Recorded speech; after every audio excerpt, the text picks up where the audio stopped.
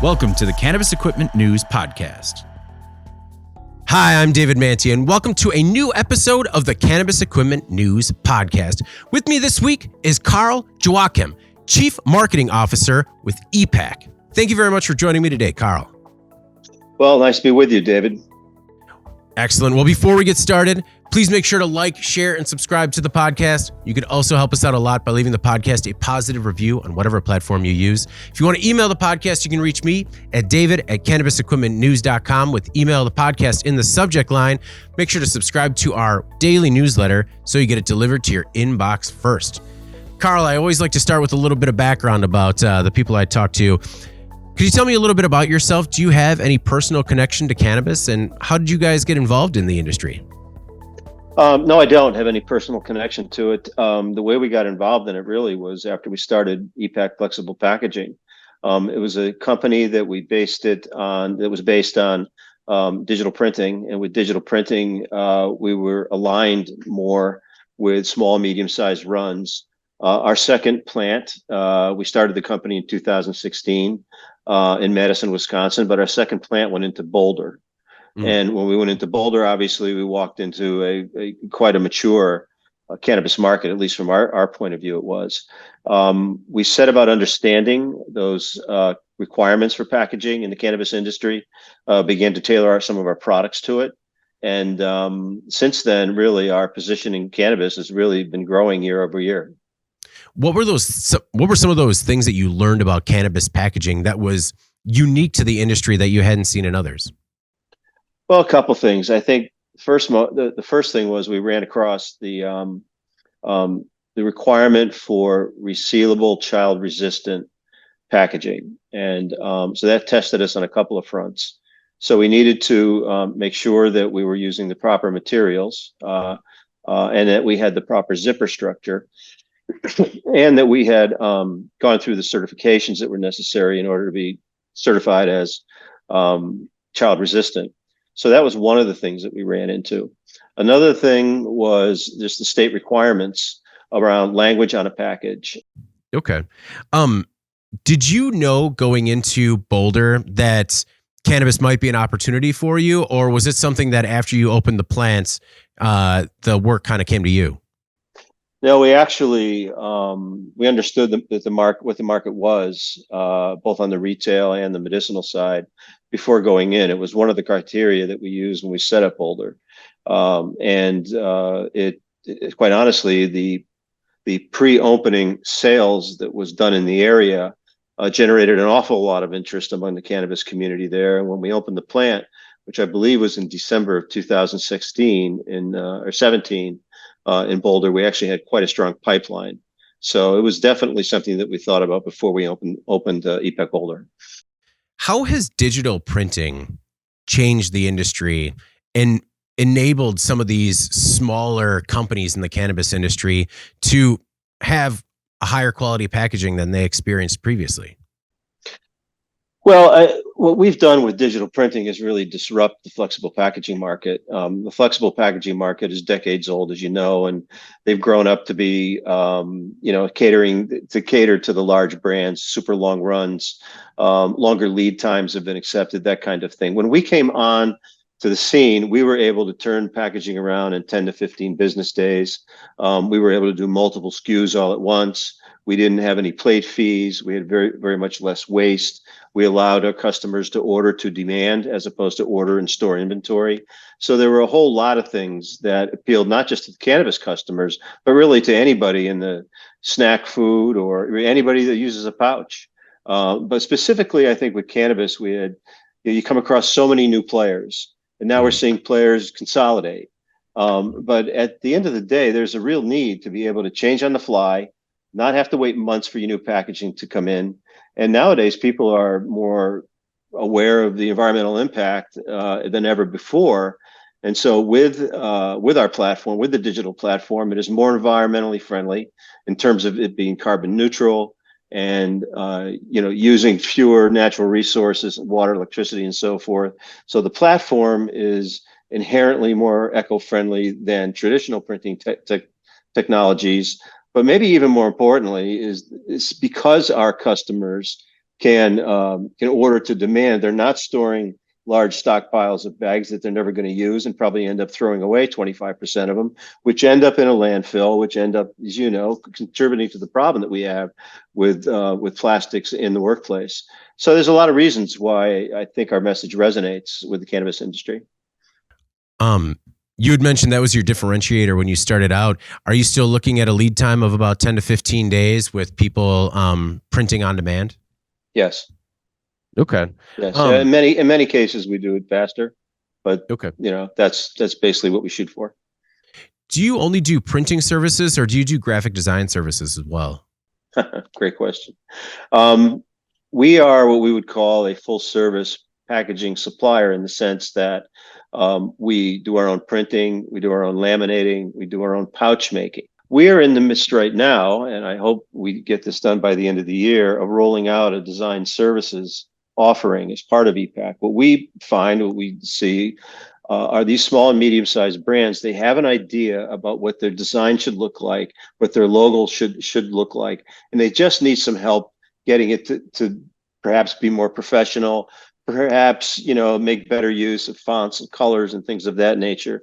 So I personally believe very strongly that I think our small, medium-sized customer base, customers that aren't going to go hire a professional designer for everything that they want to do, I believe it'll be a super value add for us and for our customers. Do you know, having worked in the industry for a while, do you know who some of the customers are that you might reach out to first once you launch that service? I'd have to think about it. We have so many packaging customers right now. It'd be a long list, and it wouldn't be hard to reach back out to them. No, I just mean in terms of are there some packages that come to mind where you're like, okay, that was done by somebody's cousin and might need a little love and affection? Well, we see that all the time. We see packages that are designed by somebody's, son or daughters, and they took a design class in high school or in college, and they're kind of basic, Mm-hmm. and but what we're really trying to do is get the brands to get to market faster. And a lot of times this design process it's iterative. It goes on and on and on. And then when it comes into a shop like ours, we put it through a pre-press step to make sure that the file is compatible with our digital printing engines. And oftentimes there's some more back and forth that goes on there. So what we're trying to do is squeeze that down and really compress and get them into market faster. I think that's probably one of the bigger benefits to having an in-house design services team like we're planning on having. Okay. When I was at MJ BizCon, some of the packaging companies that I spoke with that were offering sustainability options that maybe cost a little bit more said that right now the industry is full of a lot of lip service in terms of companies that want to say they're more sustainable but are not willing to spend a little bit more to be sustainable. Are you experiencing the same thing? Absolutely. I mean, we have people come in and want to talk about recyclable films. So we have that. They want to talk about post-consumer recycled films, which have perhaps up to 50% recycled plastic in them. So they're not fully, we have a lot of questions about compostable and biodegradable films. And honestly, we've run all the tests.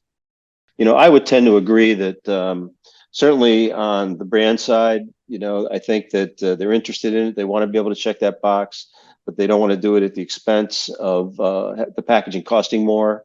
And nowadays, with everything costing more, it's just one more thing that they have to deal with, right? Because of the state of the economy right now. So do you guys kind of fit that in between because you're able to offer such an environmentally friendly process already that you're kind of a bridge to that next step? I think so. Yeah. I mean, I think we're a viable alternative that will get you some real benefits from an environmental standpoint with the benefits of our manufacturing program, our platform rather, and with the benefits of being able to order to demand and avoid obsolescence and landfill. How much of your business is coming from within the state of Colorado, and how much business are you doing in the rest of the U.S. when it comes to cannabis? We do a lot of business in Colorado. We also do a lot of business in Canada. And virtually every state, especially those that are now ventured into the recreational type of cannabis, and of course the growth in CBD. We're in all those states, and certainly I think California and Colorado probably lead the way.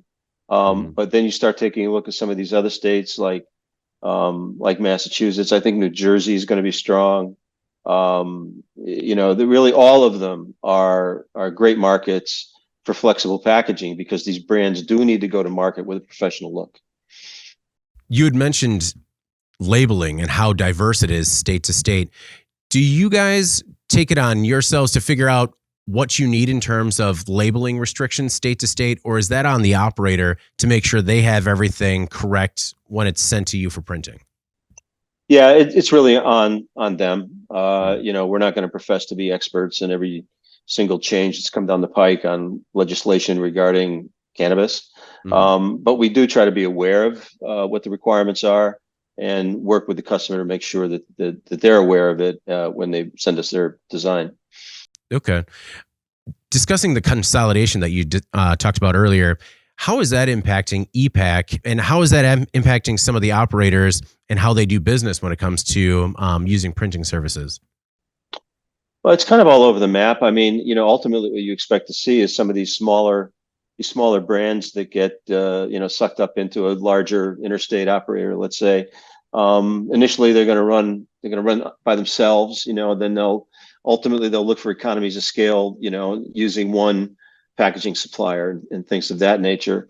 I think that we have a unique position in the sense that we could handle both these small guys. They're just coming up. They're a target for acquisition. They become a part of a consolidated multi-state operation, and now all of a sudden there are multiple businesses that now fall up into that.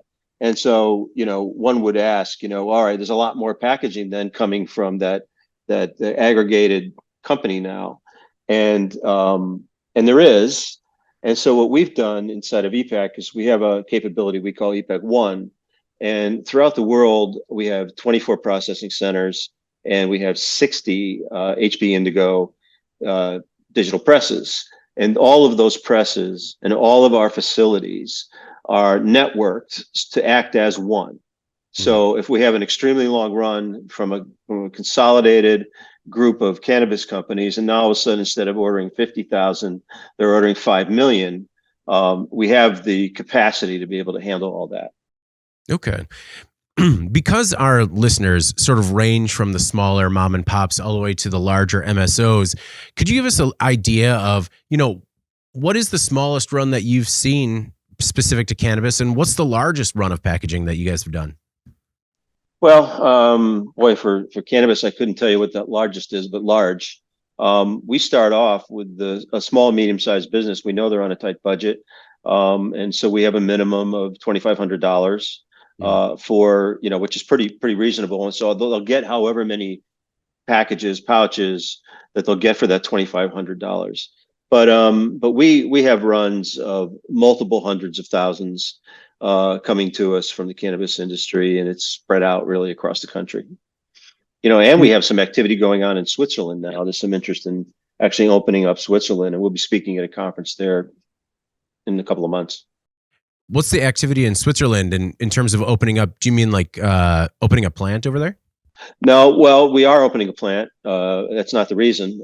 It's in Innsbruck. It'll be open in a couple of months, I guess. It'll serve the DACH region there. But Switzerland is really the only country that I'm aware of in Europe that is having active conversations around legalization. And if it's legal, then what does the legislation look like to be able to control it?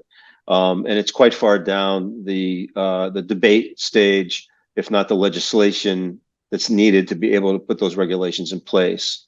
So not there yet, but I'm pretty confident that they're going to do something there. Okay. When you talked about all of the machines at every plant being networked, so if you guys receive a large order with a quick turn, it might be coming from multiple locations to fill that order? It could be. It could be. Yeah. Okay. Yeah. When you've been out in the industry, what are some of the critical issues that operators are coming to you with, hoping to solve?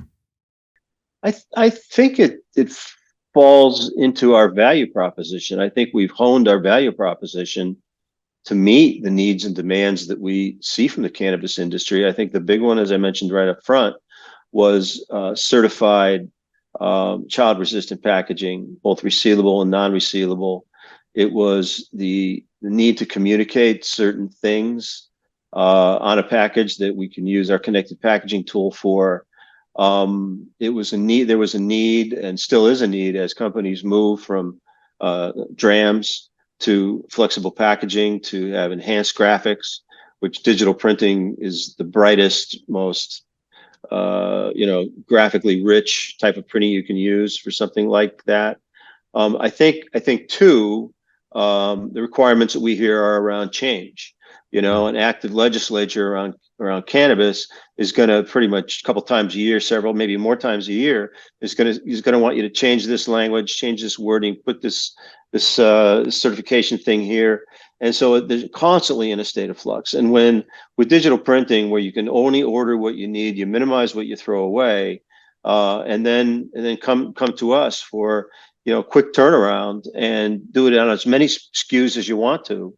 It just seems to check all the boxes that we hear from the cannabis industry.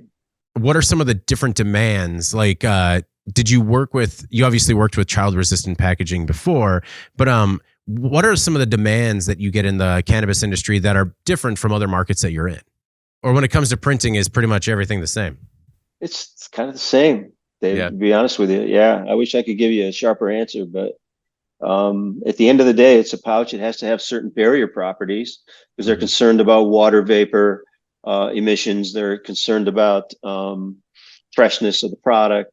So water vapor and oxygen transmissibility through the film. I mean, all those things are super important with cannabis just because of the nature of the product. What is product development like at ePac when it comes to emerging new types of packaging? We have an R&D group. So we have people that are schooled in chemistry and chemical engineering, and typically have focused their career on polymers. And they come in and we assess the polymers. We put it through testing that involves the printing process to make sure that the inks adhere properly. We'll then run it through the lamination process to make sure that the film and the ink all laminates properly and doesn't delaminate. There's nothing inherent in the chemistry that's causing it to delaminate. We'll then put it through the pouching process, and really, the same thing there. It's making sure that the quality's there, that we can pouch the material as good as we can, a standard run-of-the-mill, material, so the pouch looks good, stands up good, doesn't excessively wrinkle, the zipper tears straight, and more importantly, maybe that it doesn't leak. And so we're paying attention, whether it be, a high barrier substrate for any product, obviously cannabis being one, or it's some other demand that is thrown at us. Our R&D team does a great job, and an awful lot of what they've done since we started ePac really is around cannabis structures. Does ePac do filling also, or just strictly printing? Printing, laminating, and we create the finished pouch. Okay. That would then go to a co-manufacturer, ostensibly, and they would either do vertical or horizontal form fill seal. A lot of the smaller brands do it by hand. Yeah. We just send them, a couple boxes of, 10,000 bags, and somebody sits around and stuffs them. So. Yeah. Do you see a lot of customers coming to you after they've tried bringing their own labeling packaging in-house and just have kind of failed to get it off the ground? We see some. I think it's not so much maybe that the product failed as much as it's they're trying to scale their business. They're trying to grow their business, and they quickly come to the realization that if they had a great looking pouch that could protect the product effectively, that there's a marketing billboard for you, and you're just not going to get it with a blank sack with a sticker on it, and you're not going to get it with a dram, So. For the people who don't know what a dram is, could you describe that to us? Well, I'm no expert on it, but I assume it's those little cylindrical things. They Right. stand about 3 inches high. They're about maybe 2 inches wide. And you squeeze them, and the top pops off. So they're How, plain out plastic. how would you describe your place in the industry when it comes to cannabis packaging? I would say that if we're not the industry leader, we're very close. Hmm. Okay. When you first came into the industry, what were some of the things that surprised you? Well, I remember one of the days before we opened Boulder, where one of my partners and I were walking through one of these grow houses. It was my first time doing it, and I see these football fields of tall plants and the lighting and the irrigation I mean, it was astounding, the scope of some of these operations, and it was difficult to understand, who the manufacturers were, who the retailers were. There was a lot of vertical integration going on, still is. Who was the customer? Who was our customer going to be? Mhm. Was it going to be the retailer? Well, it could be if they're connected with a grow house, if it's the same owner, And so figuring out that was a little bit of a challenge in the beginning. Did you have any preconceived notions about the cannabis industry before you got into it, and have those changed since? I saw it as a really strong growth industry. I mean, I think for all the reasons that you read about. Mhm. The only thing that was going to stop it, in my opinion, was legislation, Right. and it looked as though those barriers were being knocked down. So I was pretty confident, looking at market growth and seeing the number of states that were entertaining legislation to legalize recreational, and that still goes on today. I was pretty confident that we would have a strong market here. Since it's not federally legal, is the company still careful in terms of promoting itself in the cannabis industry? Yes, we're very careful about it. Yeah, there are certain things you just really don't want to do. I mean, we see other companies, doing having websites that are pretty in your face about it, Mm. and we know for a fact that Google does not take a kind look at that. Mm. And so if you go on our website, you won't see many references to cannabis, and we try to make sure that we stay on the right side of the Google laws, some of the social media laws, and that kind of stuff. So as a result, our digital marketing of it is really quite limited. Okay. Does most of your business then come via word of mouth or repeat business? Yeah, Yep. yeah, we go to there's a ton of cannabis CBD trade shows, right? I mean, Mhm. you can go to Yeah. one every day, I think, and Yeah. we go, because we have sales people that are spread throughout the country. We'll attend, many of those trade shows, and we pick up an awful lot of leads that way. One thing that I've noticed about the industry, and we've worked in other industries, in other publishing houses, is that it seems like a very collaborative industry. When it comes to packaging, are you getting a lot of referral business as a result of, hey, you should check out ePac because they've helped us out with this? We do. Yeah. Okay. Yeah. Um, all right. Well, one thing I was kind of curious about, and I'm not sure if you saw the story about how Nestle recently launched a pilot with refillable packaging. I don't know if you saw that story at all. I saw the story. Yeah. Yeah. Okay. I don't. Yeah. I just wanted to pick your brain a little bit about what your thoughts are on the actual feasibility of refillable packaging, and whether or not. Well, I'll just start there. What's your thought on refillable packaging?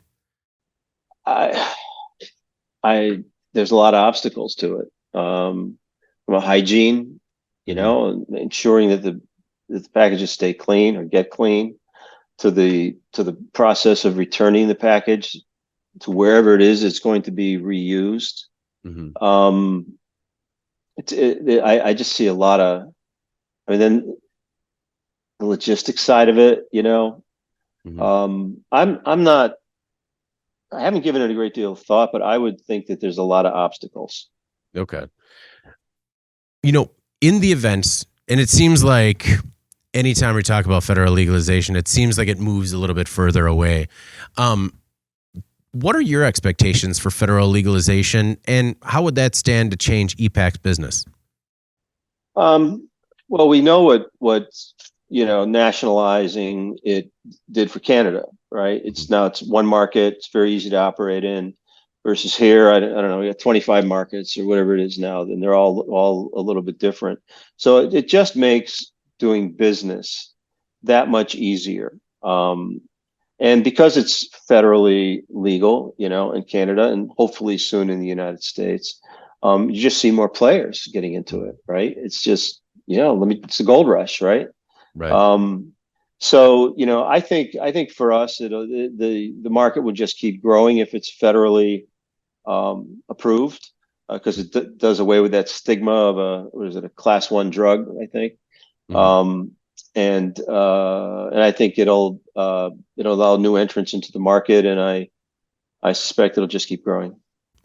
Having come from some established marketplaces from a packaging perspective, food, and then coming into cannabis, was it frustrating operating in a market that kind of seemed to be working almost backwards? Actually, it was fun. Yeah. No, Okay. I wouldn't say. I mean, there were a lot of companies coming to us saying, "How do I do this? Help me figure this out. I don't really know what I need. What's packaging? How do I determine what the right packaging is?" It was fun. I mean, we were creating ePac at the same time, Mhm. and so we were able to dial in recipes for customers that they actually needed and wanted, and we learned about the industry like that. It was a fun time to be at ePac during those days. Is it still fun? It's crazy. I mean, we've taken a company that we started in 2016, and today we're almost 800 employees. We've got 24 manufacturing plants around the world. We probably have over 5,000 total customers. So to see that happen in 7 years has been pretty fun. Tell me a little bit about the origin story. How did you guys decide to start ePac? Well, my background is in marketing and digital printing for companies like Xerox, and Ricoh is another one. And so I had a strong background in digital printing because I was always involved with those leading edge technologies that were coming out. I actually was going to retire at the end of 2012. And at the beginning of my quote unquote retirement, I met a couple of guys that were involved in the packaging space. One of them is Jack Knott, our CEO, and another one is Virag Patel, who is our COO. And as we started to talk about this idea of what could be done with digital printing and packaging, those two guys who became my partners, we shared the vision. We conducted some market research. I'm affiliated with Cal Poly. We did some market research in conjunction with Cal Poly and what is now PMMI Media Group, but it was Summit Media at that time, right? Mhm. So we did a lot of primary research to kind of test this notion that digital printing would be something that the market would be interested in, attuned to, right? So the primary research really kind of gave our premise a lot of credibility. And once this HB Indigo press came out, we were quick to act to secure one and start a greenfield company. We had no customers. April 2016, we hoped that the phone would ring. And we built the sales force, built the website, spread the word through the industry with the people that I knew and my partners knew, and it took off pretty quickly, actually. So, yeah, from April 2016 to now, you said what, 800 employees, plants around the world. How were you able to scale and ramp up so quickly, kind of without falling into some of those traditional pitfalls that people do as they try to grow their business? Well, I mean, first of all, our CEO is a veteran of over 30 years of being a CEO for flexible packaging companies, and he's grown them throughout his career. So he understands what it takes to scale, Okay. and he's got a sixth sense about it. Almost. The other thing was the IT. We do a lot of our own IT work. So, for example, if you are talking an e-commerce portal with something called web to print, which essentially just speeds the artwork from submission all the way through the print process. What we've been doing is working on aspects of that are proprietary, that will give us our own front end to order processing. That's very, very simplified and easy for a layman to actually operate. And all of our systems, really, from our accounting system, our ERP system, all of it has an element of customization and being proprietary in nature, because when we created ePac, we were different. Nobody had gone into the flexible packaging space with digital printing before, and nobody was able to offer the kind of value proposition that we could offer. So we, I think we kind of always had the idea. In fact, Jack, our CEO, I remember one of the early days of ePac where we had just gotten our Madison, Wisconsin plant up and running. Maybe it was running for a couple of months, and we were at a meeting there. And he says, I think we can have 15 more of these plants by the end of the year. And I looked at him, and I said, you kidding me? 15 the end of the year, Well, I was a little bit of a doubting Thomas at that, but lo and behold, we just about made it. Oh, and wow. And now we've exceeded it, So, but certainly having an IT backbone, IT systems, is critical. And we just felt like we were different enough that we really couldn't rely on off-the-shelf software. How did you start in Madison?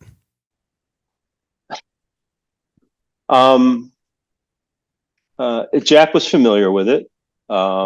He actually was from Madison. I had actually spent about 2 months before we found the Madison, Wisconsin property looking in Chicago, because coming from my corporate background, I was thinking got to be near an airport and, and all this. And I honestly couldn't find a property that would work for us in Chicago, because we had very specific requirements. You had to have an environmentally, not environmentally, but a room that you can control temperature, you control humidity, because it affects the printing process. We needed a lot of electricity. We wanted a free flowing floor. We didn't want a lot of columns in the way. So long story short, I couldn't find what I was looking for in Chicago. Seems hard to believe, right? But everything I looked at was old and kind of. So I went up to Madison, and on the last day of a trip to look for real estate, and I drove up in the morning, and by 11 o'clock I had 2 properties that were great. Oh, and it was just very much just a different market. Things were newer. People seemed more willing to want to work with us. Now, since then, we are in Chicago. Okay. But that's how we ended up in Madison to be the first plant. Okay. Is there anything that digital printing can't do right now that you foresee it being able to accomplish in the near future? Not really. Okay. And I've been around digital printing for probably 30 plus years, and I've seen it evolve. And eventually it just keeps taking share from the traditional processes, whether it be offset printing in the commercial print shops, or it's in implant print centers, or it's Fluxo or Roto in the packaging space. The digital devices, as they evolve and they get faster or wider, smarter digital front ends, just seem to be able to chip away at that volume that is still probably too high for most people to think that it would be good for digital printing. What we're trying to do is dispel that rumor with ePac 1 to say, hey, we've got 60 printers. We'll just, we can do the jobs just as easily as anybody else can do it. Maybe even faster in some cases, And so there is that stigma of, digital being slow and expensive, where we're trying to bust that myth and say, well, it's not slow if you have 60 presses running simultaneously. And we've been able to create a model, a business model, a pricing model around our business where, quite frankly, we can be competitive even at the highest, maybe not the highest, but very high run lengths. Well, before we get out of here, I wanted to give our audience an idea of how to get started. So if any of the cannabis operators out there that are listening now, if they want to get started or switch solutions when it comes to packaging, where do they start? Well, you can obviously come to our website, fill out a request for quote or request for information form. Some right now we're beginning to roll out our our online order entry process. So it's a very small percentage of our users that visit our website right now go to that page, but we'll be increasing that. So there's a couple of ways. I mean, you can go on the site, you can fill out a contact me form. We'll call you.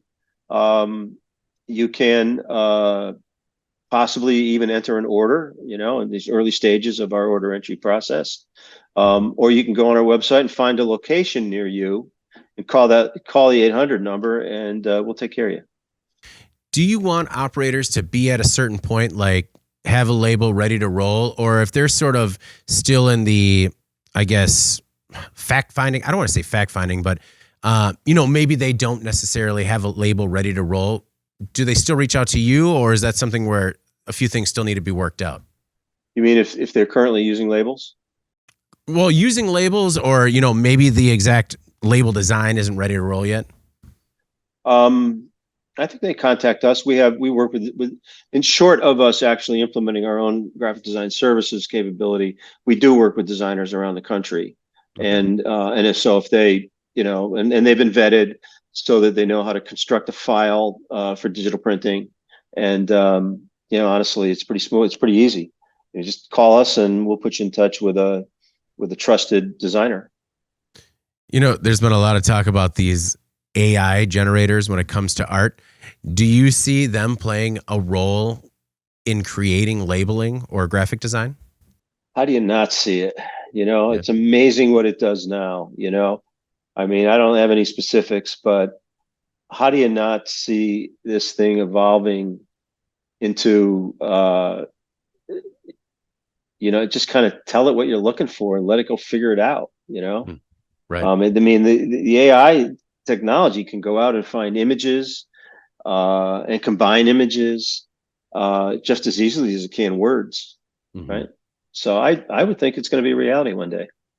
Very good. Well, Carl, before we get out of here, is there anything else that we might have left out, or anything in particular that you want to make sure the Cannabis Equipment News audience knows about yourself or ePac? No, other than we're here to serve. We take the cannabis industry very seriously. It's been a great symbiotic relationship, both for us and all of our customers. Wish I could tell you exactly how many cannabis customers we have, but it's a lot. And I would say just give me a call. You can find me on LinkedIn, or just call one of our 800 numbers, and I think you can get in touch with us. Excellent. Well, Carl, thank you very much for joining me today. I really do appreciate it. You're welcome. I appreciate you having me on. Well, before we get out of here, again, please make sure to like, share, and subscribe to the podcast. You can help us out a lot by leaving the podcast a positive review on whatever platform you use. If you want to email the podcast, you can reach me at david@cannabisequipmentnews.com with email the podcast in the subject line. Also, make sure to subscribe to our daily newsletter so you get it delivered to your inbox first. All right, for Carl Joachim, Chief Marketing Officer with ePac, I'm David Manti. This is the Cannabis Equipment News Podcast, and we'll see you next week. Thank you for listening to the Cannabis Equipment News Podcast.